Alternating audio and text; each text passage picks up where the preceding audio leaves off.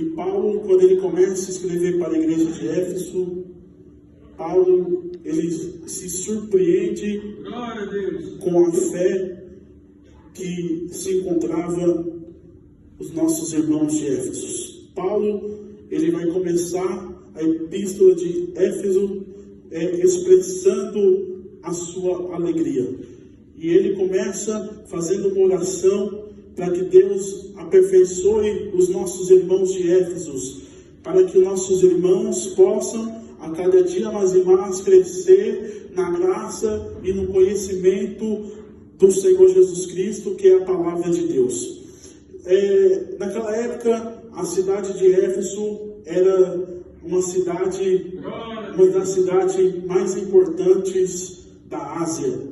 Era uma cidade que era rica economicamente rica, e naquela cidade eles tinham o costume de adorar a um deus que eles acreditavam que se chamava deusa Diana, ou Diana dos Éfesos.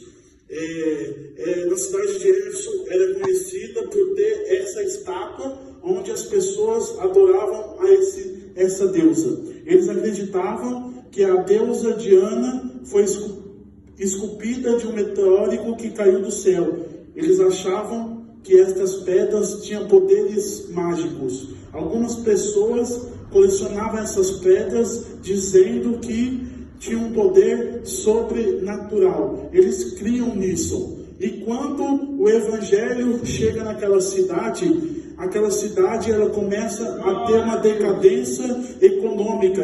Aquela cidade começa a cair a economia, porque o que rendia de lucro naquela cidade era aqueles artefatos que eram religiosos daquela deusa Diana, que era vendido, que causava lucro para aquela cidade. Mas quando o evangelho de Jesus Cristo chegou naquela cidade, começou a economia a cair.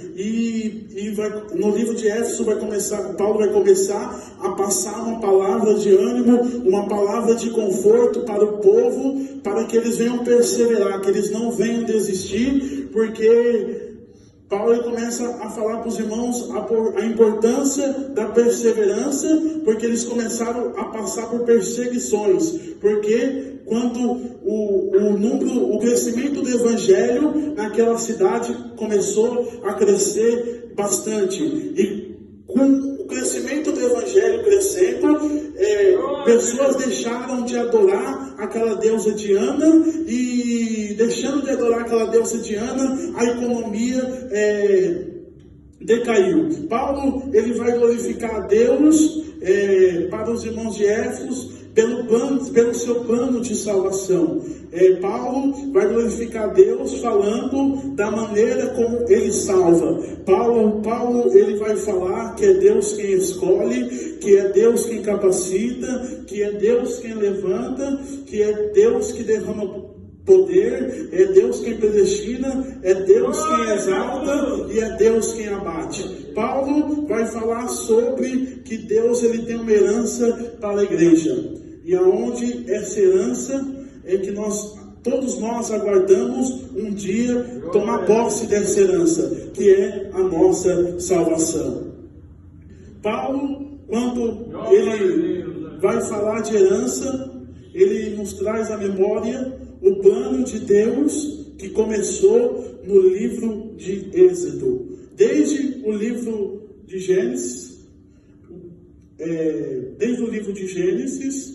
Deus a herança era sempre materialista, aonde Deus ele vai falar com Abraão que aonde ele pisasse as plantas do seu pé, Deus iria o abençoar. Então, a promessa que Deus tinha no livro de Gênesis era coisas terrenas, que ele falava de terras e possessões, e não a herança espiritual em Gênesis. Mas quando chegamos no livro de Números, quando Deus ele vai falar com Moisés acerca da repartição das terras, Deus vai ensinar Moisés como ele deve dividir a terra prometida a cada tribo. Ele vai falar que cada tribo tem uma herança, cada tribo iria receber uma terra, ia ter um território.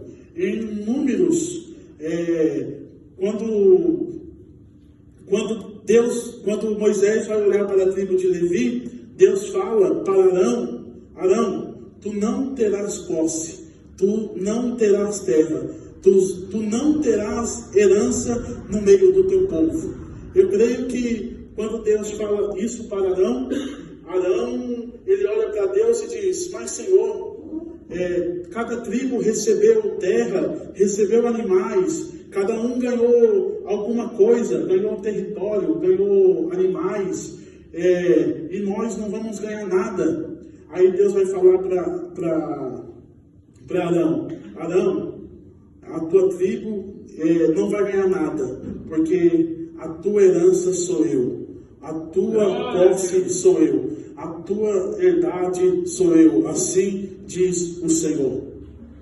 A tribo de Levi, eles não vão ter nenhuma posse de nenhuma terra, porque Deus, ele deu como presente para essa tribo a herança que seria a presença de Deus sobre a vida deles.